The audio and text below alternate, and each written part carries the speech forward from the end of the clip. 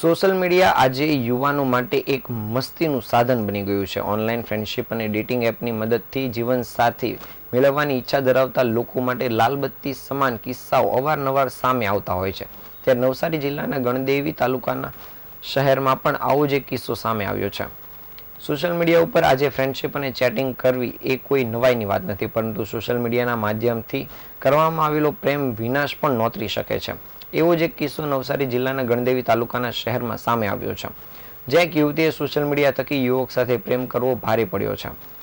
લગ્નની લાલચ આપી યુવકે વારંવાર દુષ્કર્મ આચર્યું હતું અને પ્રેમિકાએ પોતાના પૈસાની માંગણી પ્રેમી પાસે કરતા યુવકે યુવતીના નગ્ન ફોટા સોશિયલ મીડિયા ઉપર વાયરલ કરવાની ધમકી આપી હતી અને 3,48,000 જેટલી માતબર રકમ પડાવી લીધી હતી. જોકે યુવતીએ હિંમત ભરી બિલીમોરા પોલીસ મથકમાં પહોંચી ફરિયાદ નોંધાવતા પોલીસે ગણતરીના કલાકમાં આરોપીને ઝડપી પાડ્યો છે, તેમજ તેની પાસેથી મોબાઈલ અને અન્ય ચીજવસ્તુઓ પણ કબજે કરી છે.